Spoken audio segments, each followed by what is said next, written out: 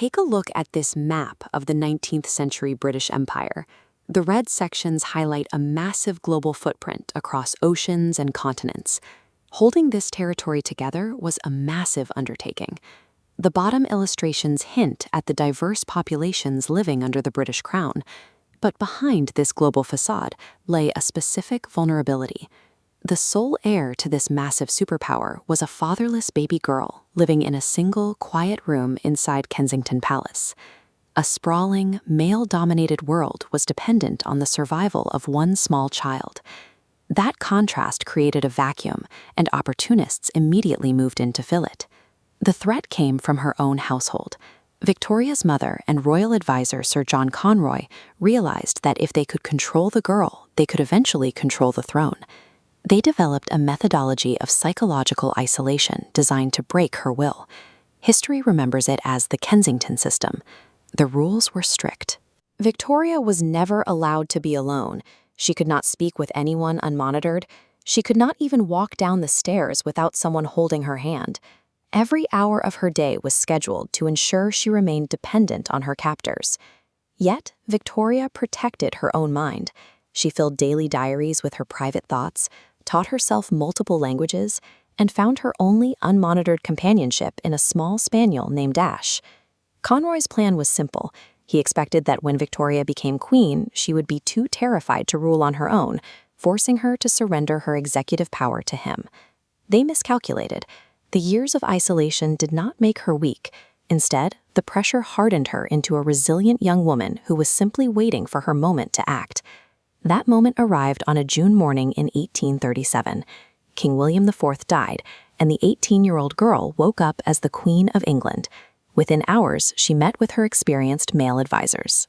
These men expected to dictate terms to a nervous teenager, assuming she would naturally defer to their authority.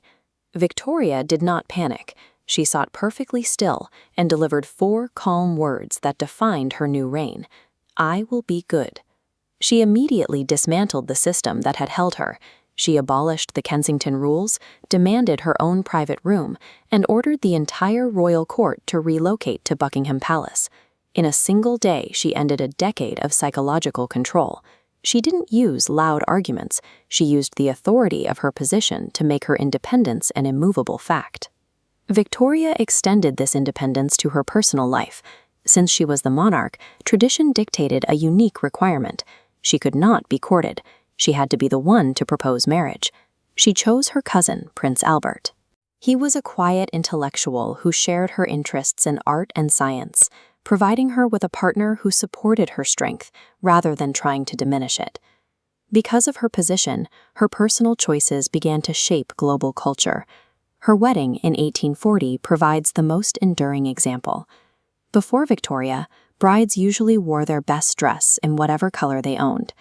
By choosing a white dress, Victoria set a new standard that eventually became a global wedding tradition. She had built the life the Kensington system tried to prevent. She was the head of a global power and an equal partner in a happy marriage.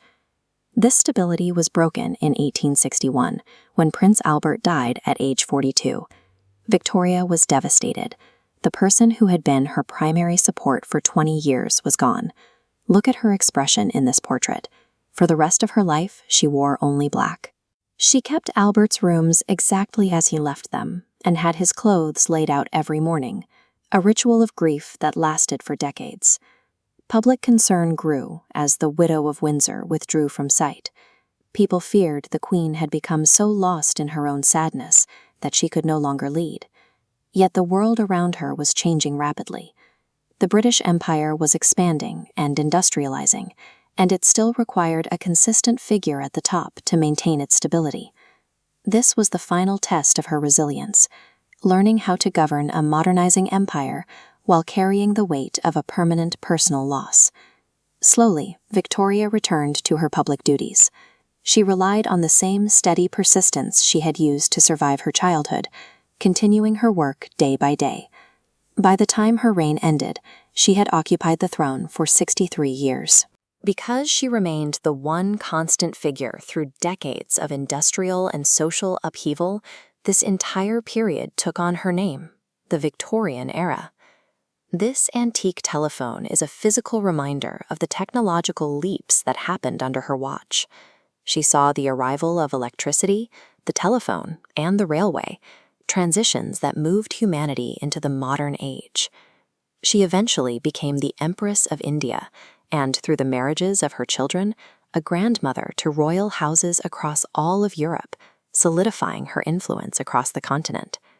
She began her life as a captive child in a cold palace room and ended it as the steady, enduring figurehead of an empire that spanned the globe. Victoria's story suggests that power doesn't always require loud, aggressive force.